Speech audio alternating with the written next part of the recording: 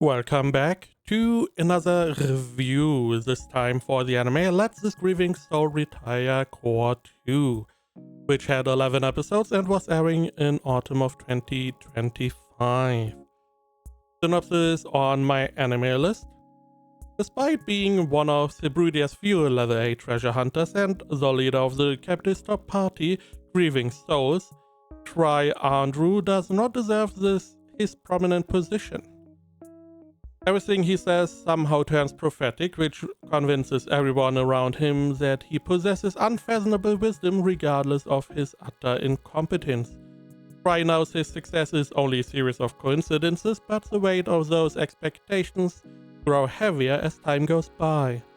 Unfortunately, as the other members of the Grieving Souls continue to shock the world with their achievements, Fry's wish for peaceful retirement drifts ever further out of reach.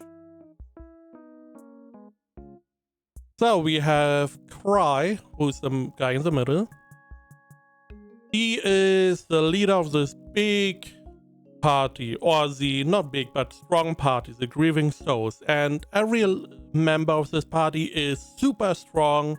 They're all highly specialized in their field. And then you have Cry, who is he's weak. He can't really fight. He's not really made out for the treasure hunter life. That is why he wants to leave. He wants to retire. He doesn't want to be in this dangerous environment anymore. Now, he does have a lot of relics, which compensate for his weakness somewhat. But because Fate has another plan somehow, whenever he's talking about stuff, people try to fit whatever he's talking about to make sense that he has seen the future, he knows what is happening, whenever something good is happening, he has told us, he has warned us, he has seen the future. Whenever something bad is happening, it is part of his plan. It is going to get better because he has everything under control. He knows everything. He is, the guy, which we know he's not. But people try to make it fit like that. Similar to something like Eminence of Shadow, where, the side characters try to make whatever the main character does fit the narrative in their own way. We have something similar going on here. Now, this show relies heavily on, the comedic aspect. And for me, it's I don't know if it's maybe because of my mood, but it's hit and miss. Some parts were funny, some parts not that much. Did not really like the animal sounds, which is a nitpick. Totally fair, but I did not really like those. And I feel like, for me, it is a little bit overused. In Eminence of Shadow, what I like is that, yes, we have an OP character who is bullshitting around, and,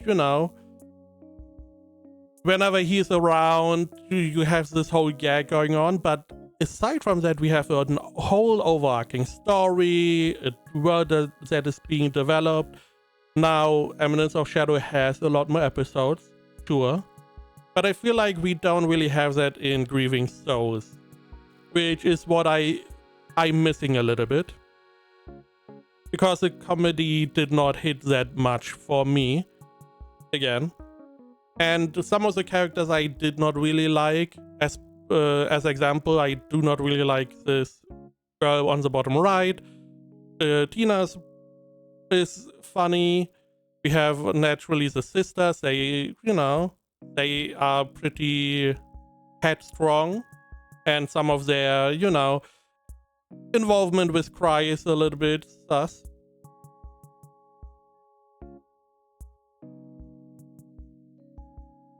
Other than the story, the animation I found not that great. It was fine, but nothing really good.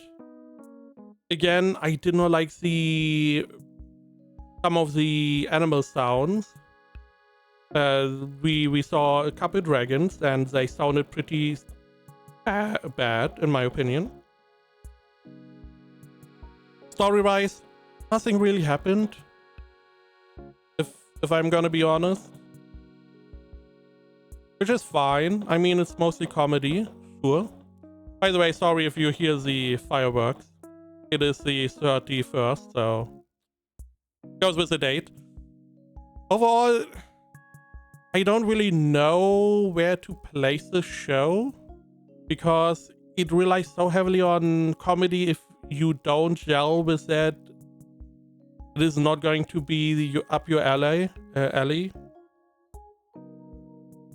My AnyList has it at 75%, my anime list at 7.5.